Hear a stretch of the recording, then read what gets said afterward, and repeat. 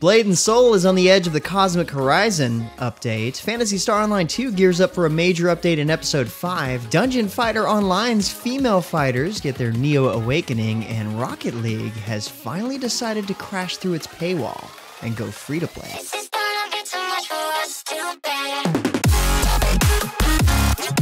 What's good, everyone? James Blonde here with your weekly recap of gaming news and announcements for the week of September 18th, 2020. And our first major piece of news this week is Rocket League's announcement that it will be going free to play on September 23rd. Yes, the mashup of Demolition Derby and soccer is still going strong and is ready to tear down its paywall. In preparation for this, Rocket League is partnering up with Epic Games to add cross-platform progression and to join the Support a Creator program. The free-to-play launch will also include a new competitive season, game-wide challenges, and a Llama-Rama event. Plus, if you add Rocket League to your Epic Games library between September 23rd and October 23rd, you'll receive a $10 Epic Games Store coupon that is redeemable on games and add-ons $14.99 and up. Plus, once you download and launch the game, you'll instantly get 2 new items in your inventory, Sunray Boost and Hot Rocks Trail. So, if you're eager to try out Rocket League, perhaps even for the first time ever, mark the date on your calendar. That's September 23rd. Meanwhile, in Dungeon Fighter Online, the female fighter is ready to grace the ring once again with the launch of Season 6, Act 5. This update features the Neo Awakening for female fighters, and to help players level up and achieve these new levels of power, Neopal is hosting a series of events. Female fighter exclusive missions will grant level up tickets, weapons, equipment, and more. Female fighters will also get a buff to their attack, casting, and movement speeds, along with MP recovery rates. And for high level players, there's a new Yggdrasil Chronicles dungeon event to challenge. Next up, Blade and Soul is preparing to launch its newest update, Cosmic Horizon, next week. This update introduces a new playable class for Lyn only, the Astromancer. Featuring the Way of the Starcaster and the Way of the Stormcaster, this class will bring some powerful spells to the battlefield. Just, don't count on your FPS if you leave the particle effects on. You're warned. The update also offers a rework for the Naryu Sanctum, a new talisman, and new seasonal events. In other news, Dauntless has unleashed the Untamed Wilds, an update which welcomes a new behemoth, Agorus. This is no fun guy. Agorus is the toughest behemoth to date, but defeating him can net you schematics for its legendary weapons, each of which has 2 prismatic cell slots and the ability to revive and heal all slayers nearby even when downed. There's also an Agorus armor set, which grants lifesteal and can delay damage received over time. Definitely worth getting this gear. The update also introduces missions, a new type of hunt that offers more story and exploration to the world and lead up to reaching the new behemoth. And Phantasy Star Online 2 has announced the upcoming release of Episode 5, set to launch on September 30th. Episode 5 continues the game's main storyline, introduces Buster quests, increased the level cap to 90, adds new photon art and technique levels, and much more.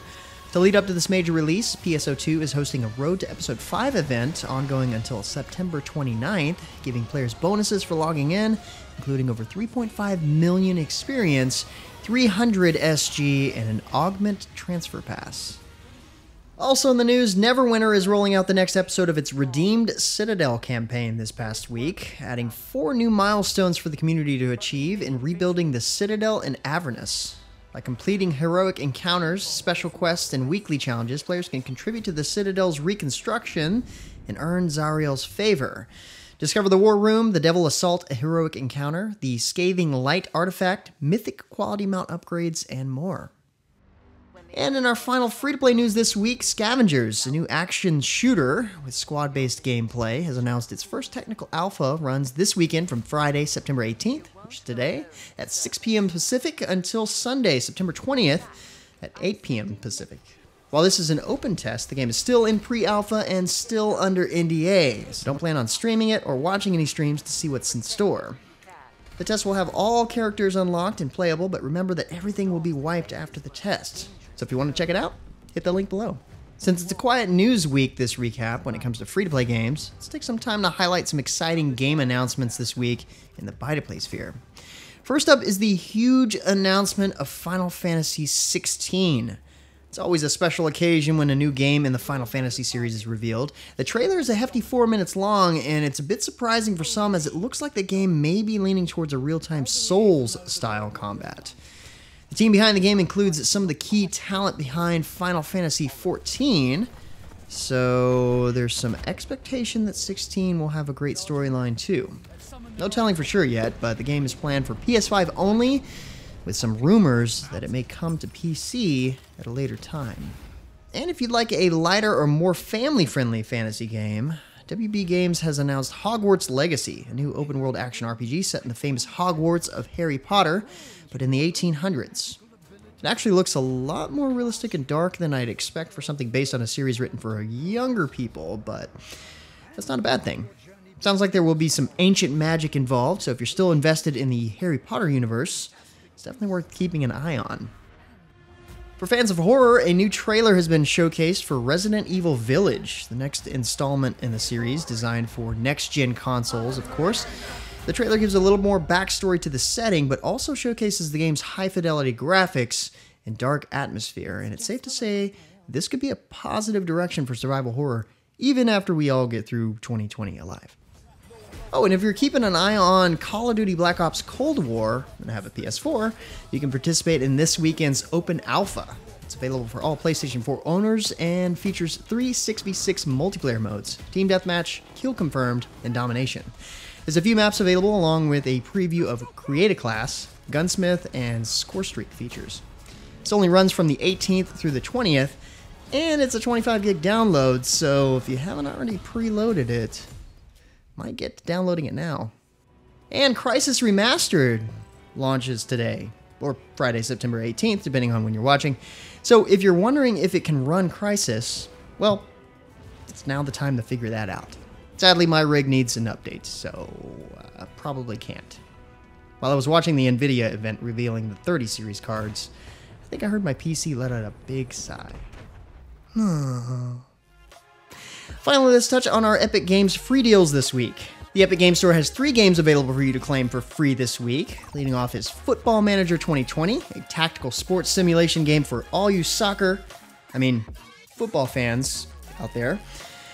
Next up is Stick It to the Man, a quirky 2D puzzle platformer that takes place in a world of paper and stickers.